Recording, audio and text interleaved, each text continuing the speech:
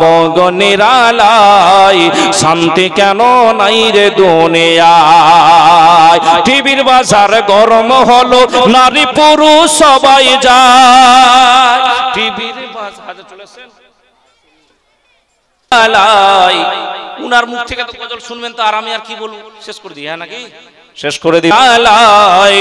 শান্তি কেন নাই রে দুনিয়ায়, টিভির বাজার গরম হলো, নারী পুরুষ সবাই যায়। দেখো ভাইটা কত সুন্দর হলো ভাই, আওয়াজটা টানছে না, এই জিনিসটা আগে করলে কত ভালো হতো।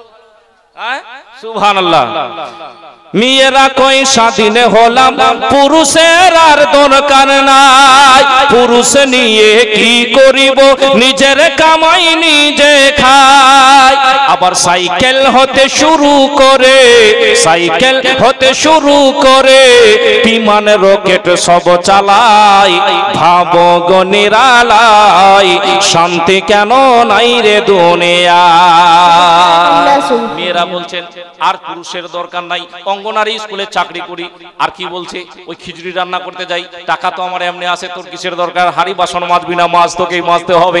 কাপড় ধুবি না, কাপড় তোকে ধুতেই হবে রে।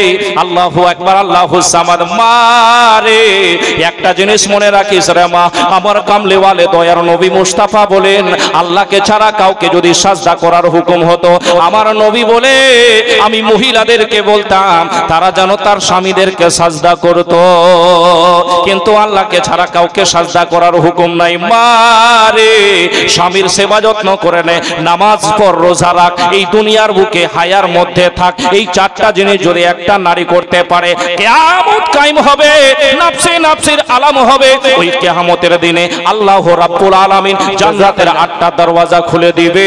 যখন চাইবে, যেই দরওয়াজা দিয়ে চাইবে, ওই মহিলা জান্নাতের 8টা দরওয়াজা দিয়ে জান্নাতে প্রবেশ করতে পারবে।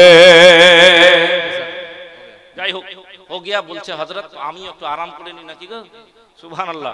যাই হোক বিরাদার মিল্লাত ইসলামিয়া, অনেক ওলামায়ে কেরাম উপস্থিত রয়েছেন, খুব ভালো লাগলো। আপনারা খুব সুন্দর করে বসে থাকলেন। আবার ইনশাআল্লাহ এই এলাকারই ছেলে, আবার যদি এই এলাকার